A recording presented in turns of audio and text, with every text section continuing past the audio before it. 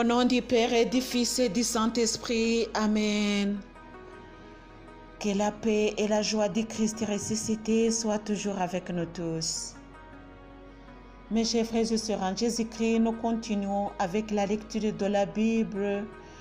Aujourd'hui, nous arrivons au chapitre 18 du livre de la Genèse.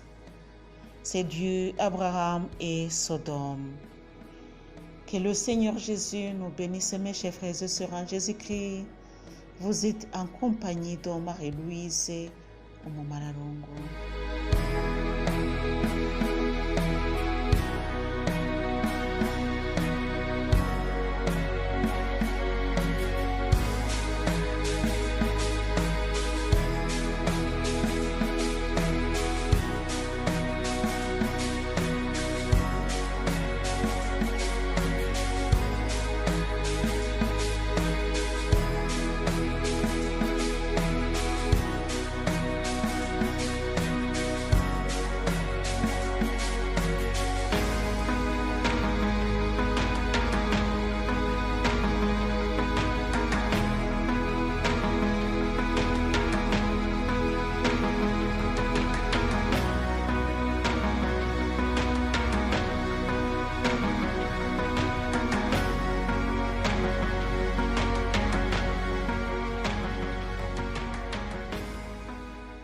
Apparition de Mamré. Le Seigneur apparut à Abraham au chêne de Mamré, alors qu'il était assis à l'entrée de la tente dans la pleine chaleur du jour. Il leva les yeux et aperçut 3 hommes debout près de lui. À leur vue, il courut de l'entrée de la tente à leur rencontre, se prosterna à terre et dit: Mon Seigneur, si j'ai pu trouver grâce à tes yeux, veille ne pas passer loin de ton serviteur. Qu'on apporte un peu d'eau pour vous laver les pieds et reposez-vous sous cet arbre. Je vais apporter un morceau de pain pour vous réconforter avant que vous alliez plus loin, puisque vous êtes passé près de votre serviteur. Ils répondirent: Fais comme tu l'as dit. Abraham se hâte vers la tente pour dire à Sarah: Vite, pétris 3 mesures de fleurs de farine et fais de galettes. Et il y court au troupeau, en prendre un veau bien tendre. Il le redonne au garçon qui se hâte de l'apprêter. Il y prit du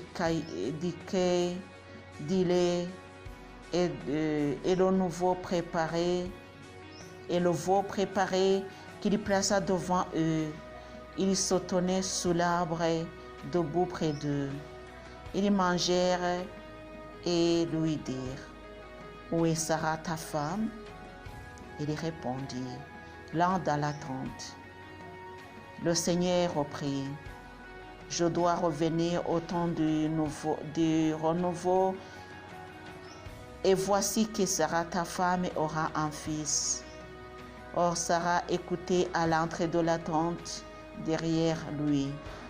Abraham et Sarah étaient vieux, avancés en âge, et Sarah avait cessé de voir ce qu'ont les femmes.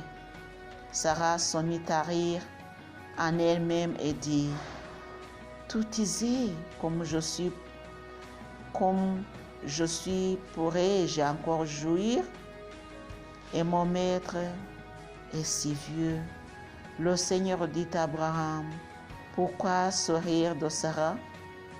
Et cette question: pourrais-je vraiment enfanter, moi qui suis si vieille? Y a-t-il une chose trop prodigieuse pour le Seigneur? À la date où je reviendrai vers toi, au temps du renouveau, Sarah aura un fils. Sarah nia en lui, je n'ai pas ri, car elle avait peur. Si, reprit-il, tu as bel et bien ri.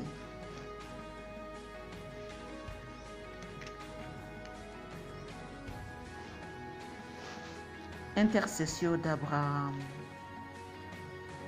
Les hommes se levèrent de là et protégèrent leur regard sur Sodome. Abraham marche avec eux pour prendre congé. Le Seigneur dit, vais-je cacher à Abraham ce que je vais faire? Abraham doit devenir une nation grande et puissante en qui seront bénies toutes les nations de la terre, car j'ai voulu le connaître afin qu'il prescrive à ses fils et à sa maison après lui d'observer la voie du Seigneur en pratiquant la justice et le droit, ainsi que le Seigneur réalisera pour Abraham ce qu'il a prédit de lui. Le Seigneur dit, la plainte contre Sodome et Gomorrhe est si forte, leur péché est si lourd, que je dois descendre pour voir s'ils ont agi en tout comme la plainte en est venue jusqu'à moi. Oui ou non, je le saurai. Les hommes se dirigèrent de là vers Sodome. Abraham se tenait encore devant le Seigneur. Il s'approcha et dit, vas-tu vraiment supprimer la justice avec le coupable? Peut-être y a-t-il 50 justes dans la ville. Vas-tu vraiment supprimer cette cité sans lui pardonner à cause des 50 justes qui s'y trouvent? Ce serait abominable que tu agisses ainsi. Faire mourir le juste avec le coupable. Il en serait du juste comme du coupable. Quelle abomination! Le juge de toute la terre n'appliquerait-il pas le droit? Le Seigneur dit, si je trouve à Sodome 50 justes au sein de la ville, à cause d'eux, je pardonnerai toute la cité.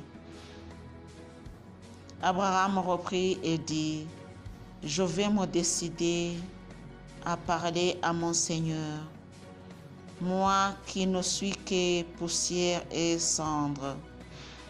Peut-être sur 50 justes, en manquera-t-il 5. Pour 5, détruiras-tu toute la ville? Il dit, je ne la détruirai pas si j'y trouve 45 justes. Abraham reprit encore la parole et lui dit, peut-être là s'en trouvera-t-il 40. Il a dit, je ne le ferai pas à cause de ces 40. Il reprit, que mon Seigneur ne s'irrite pas si je parle. Peut-être là s'en trouvera-t-il 30. Il dit, je ne le ferai pas si j'y trouvais ces 30. Il reprit, je vais me décider à parler à mon Seigneur, peut-être là s'en trouvera-t-il 20. Il dit, je ne détruirai pas à cause de ces 20. Il reprit, que mon Seigneur ne s'irrite pas si je parlais une dernière fois, peut-être là s'en trouvera-t-il 10. Je ne détruirai pas à cause de ces 10. Le Seigneur partit lorsqu'il eut achevé de parler à Abraham, et Abraham retourna chez lui. Telle est la parole de Dieu.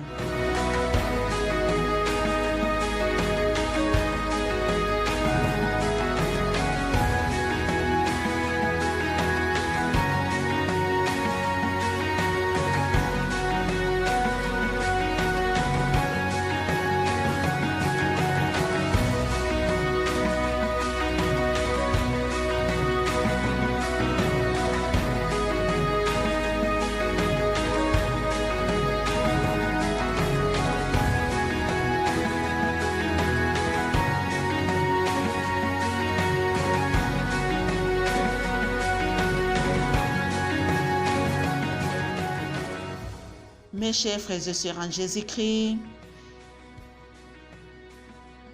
nous voyons comment Sodome et Gomorrhe étaient mauvais dans les yeux du Seigneur. Il n'y a plus de juste à cause des péchés. Continuons la lecture avec Lot et Sodome. C'est le chapitre 19 du livre de la Genèse. Les deux anges arrivèrent le soir à Sodome alors que Lot était assis à la portée de Sodome. Il les vit, se leva pour aller à leur rencontre et se prosterne face contre terre.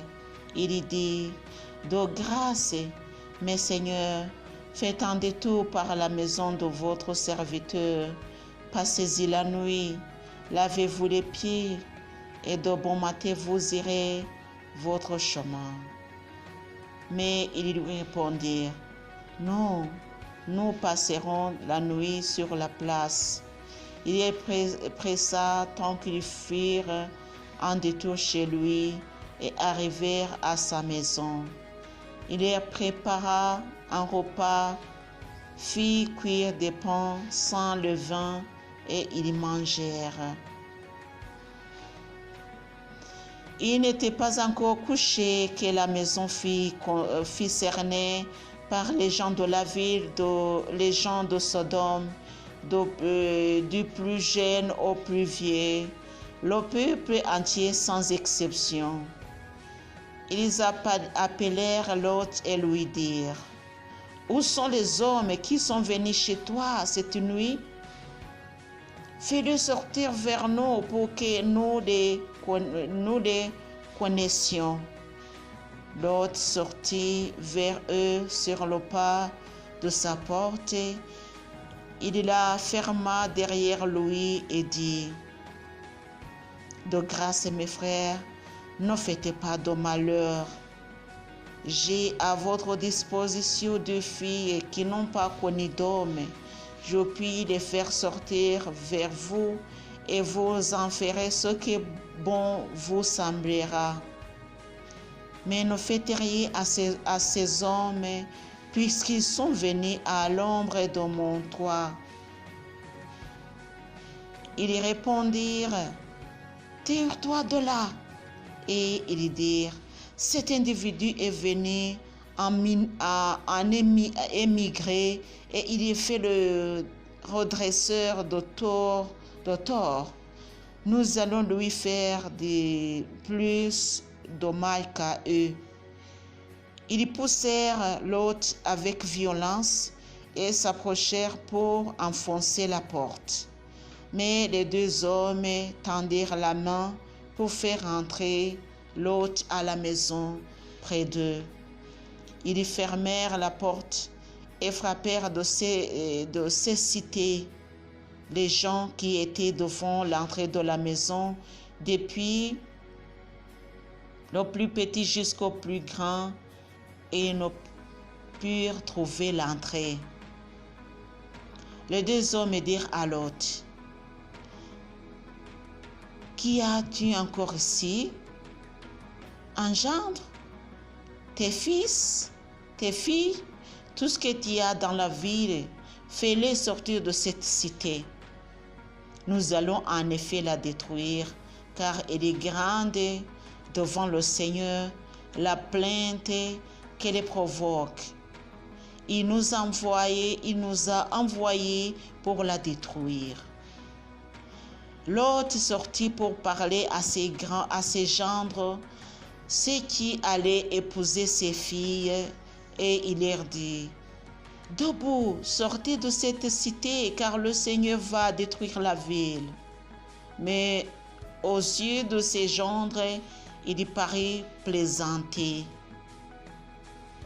Lorsque pointa alors, les anges insistaient auprès de Lot en disant: Debout, prends ta femme et tes 2 filles qui se trouvent ici, de peur que tu ne périsses par la faute de cette ville.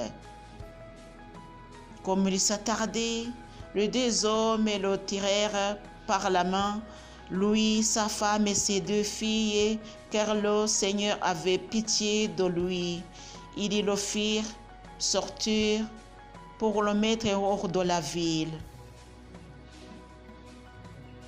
Comme ils le menaient dehors, ils dirent à Lot: Sauve-toi, il y a de ta vie. Ne regardez pas derrière toi. Ne t'arrête nulle part dans le district. Fuis vers la montagne de peur de périr. Lot leur dit: À Dieu ne plaise. Voici ton serviteur a trouvé grâce à tes yeux, et tu as usé envers moi une grande amitié en me conservant la vie. Mais moi, je ne pourrai pas fuir à la montagne sans être atteint par le fléau et mourir. Voici cette vie assez proche pour y fuir et insignifiante. Je voudrais m'y réfugier. N'est-ce pas demander peu de choses pour rester en vie? Il lui répondit: Vois, je te fais encore cette faveur et je ne bouleverserai pas la vie dont tu me parles.